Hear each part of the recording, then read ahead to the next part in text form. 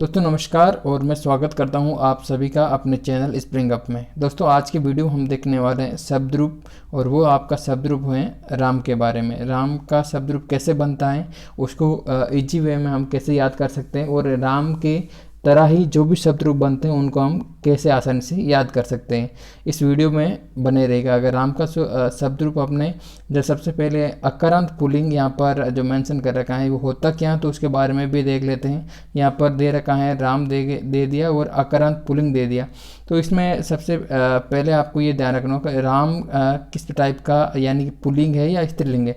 तो आपको ऐसे पता पड़ेगा कि ये पुल्लिंग शब्द हो गया, राम पुल्लिंग हो गया। तो ये पुल्लिंग है, तो इसमें जो एंड में आपका मकार है, म में जो एंड में कौन सा स्वर आ रहा है, यानी कि म में आ रहा है एंड में, या आपका इकार आ रहा है या उकार आ रहा है, कौन सा आ रहा है। तो आपने देखा यहाँ पर, तो म के एंड में जो आपको दिखाई दे रहा है वो अकार दिखाई दे रहा है। तो ये देखिए म में निकालते हैं तो म हलंत बचता है और एंड में ये आप कह रहे थे, तो ये हो गया अकारांत। यानी कि अगर यहाँ पर ई आता यानी कि मी ई आता तो ये इकारांत हो जाता। इस प्रकार ऊ आता तो ऊ उकारांत हो जाता। तो ये आपको इकारांत उकारांत इत्यादि को आप डिफरेंट समझ लीजिए, ताकि आप नेक्स्ट कोई भी शब्द रूप धातु रूप याद करें तो आप में कोई दिक्कत नहीं हो। तो ये यहाँ पर आपने ये देख लिया। अब बात करते हैं राम का जो शब्द रूप है उसमें इसमें जो आपकी 7 तो विभक्तियाँ होती हैं और एंड में जो आपका होता है वो संबोधन होता है। तो ये आप और वचन इसमें आपका एक वचन, द्विवचन और बहुवचन, इस प्रकार से आपका ये राम का रूप आपके सामने प्रस्तुत हैं। यहाँ पर आप देख सकते हैं। और हम इसको इजी वे में कैसे याद करना है इसके बारे में आपको बताएंगे। देखिए सबसे पहले तो इसका जो नॉर्मल सिनेरियो है उसको हम देख लेते हैं कैसे। यहाँ पर आपका एक वचन, यहाँ पर द्विवचन और यहाँ पर बहुवचन, और विभक्ति को आप चाहे तो इधर रख सकते हैं, या फिर आपको एक वचन से आगे इधर विभक्ति कॉलम लिख सकते हैं। यहाँ पर आप विभक्ति का कॉलम यहाँ पर मेंशन कर सकते हैं, इसमें कोई दिक्कत नहीं है। फिर हम बात कर लेते हैं एक वचन के बारे में। तो एक वचन प्रथमा विभक्ति के बारे में बात कर लेते हैं इसमें। और प्रथमा विभक्ति के अंतर्गत आप देख सकते हैं एक वचन आपका है राम, और द्विवचन में प्रथमा का आपका है राम हो, और जो बहुवचन में आपका है राम। तो इस प्रकार आपका ये बनता है। तो ये आपको ध्यान रखना होगा, राम रामो रामः, ये आपका प्रथमा में बना। तो आपको नेक्स्ट ध्यान रखना होगा द्वितीय में क्या बनेगा। तो द्वितीय में आपको याद रखना होगा रामम रामौ रामान, यह आपका द्वितीय में बन गया। और तृतीय में आपका बनता है रामेण रामाभ्याम रामई, यह आपका तृतीय विभक्ति के अंतर्गत ये बन गया आपका। और इसके आगे बताएंगे इसको शॉर्ट रूप में आप कैसे याद कर सकते हैं, आपको बहुत ही इजी वे में आपको समझ में आ जाएगा। और राम के साथ ही आपके जो गज, अश्व, बालक, नर इत्यादि जो अकारांत पुल्लिंग है वो आपके कवर हो जाएंगे। तो आप देख सकते हैं हमने तृतीय के बारे में देखा था, और वो है रामेण रामाभ्याम और रामई। और आपका नेक्स्ट है चतुर्थी, और चतुर्थी में आपका बनेगा रामाय रामाभ्याम रामेभ्य है। और नेक्स्ट है आपकी पंचमी, तो पंचमी में बनेगा रामात या रामाद, ये भी दोनों ही रूप बनते हैं, तो ये ध्यान रखना रामाभ्याम और रामेभ्य है। और षष्ठी में आपका क्या बनेगा, तो वो बनेगा रामस्य है रामस्य रामयो रामानाम, यह आपका षष्ठी में बन गया। और सप्तमी में आपका बना रामे रामयो रामेशु, और संबोधन में आपका बना हे राम हे रामौ हे रामः।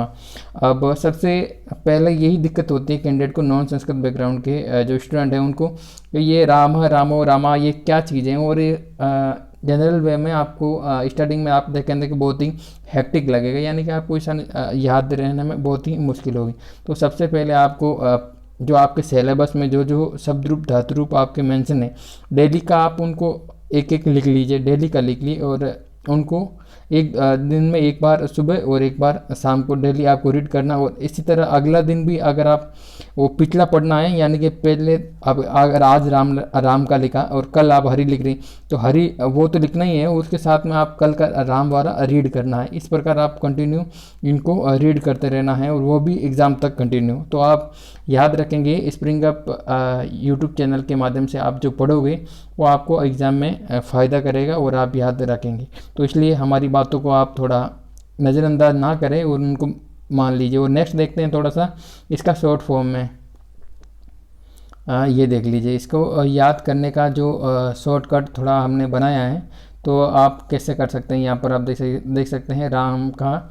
अब बात करते हैं इसकी जो एक वचन, द्विवचन और बहुवचन और वो प्रथमा की। तो आप पर देख सकते हैं आप जो इसका द्विवचन है, द्विवचन में आप देखिए, द्विवचन में प्रथमा और द्वितीय का दोनों ही कॉमन है। तो ये आपका इसमें याद करने की आपको कोई इतना हेक्टिक नहीं होगी। और नेक्स्ट बात कर लेते हैं आपकी तृतीया की। तृतीया, चतुर्थी, पंचमी और द्विवचन और उसका भी द्विवचन, यानी कि तृतीया, चतुर्थी और पंचमी का ये आपका द्विवचन। तो ये देखिए आपकी ये तीन एक साथ कवर हो रही हैं, यानी कि रामाभ्याम, रामाभ्याम, रामाभ्याम। तो इसमें भी आपको कोई दिक्कत होगी नहीं।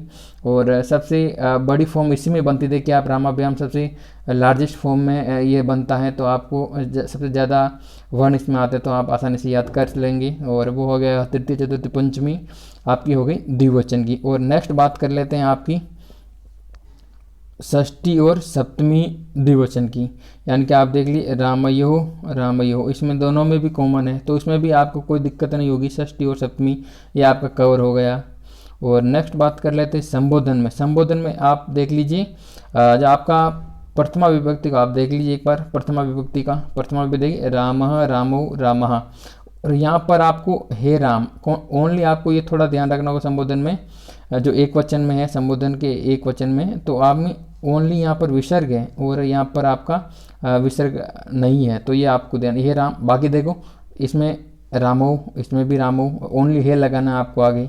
और इसमें रामः, तो इसमें हे लगा के रामः, तो इसमें भी ये आपके कवर। अब देखिए बच्चे कौन कौन से हैं, तो वो आपको क्या याद रखना है। कितने बच्चे हैं आपके, 1 2 3 4 5 6 7 और 8 9 10 11 12, ये आपके जो आपको याद करने हैं।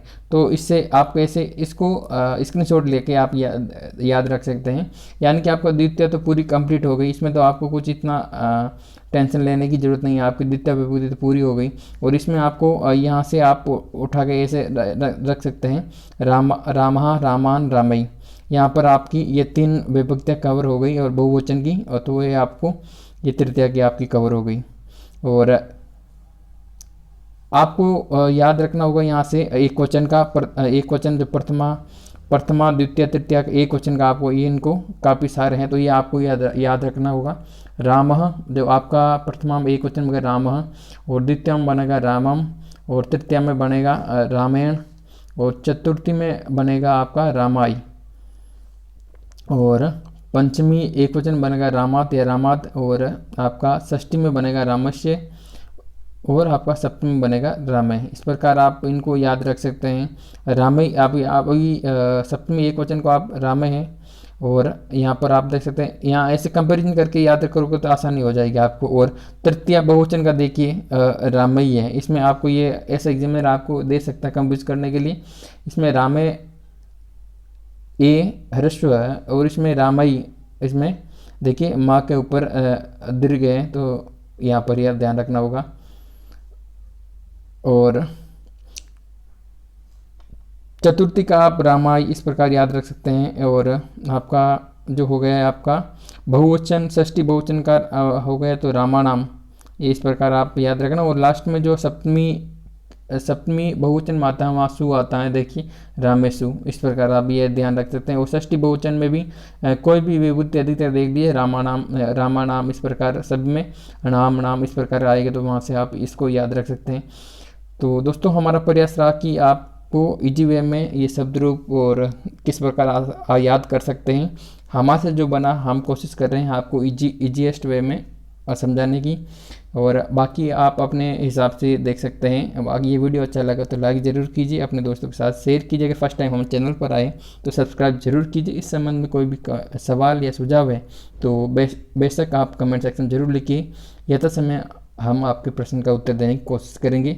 मिलते हैं फिर नेक्स्ट वीडियो में एक नई अपडेट के साथ। जय हिंद, जय भारत।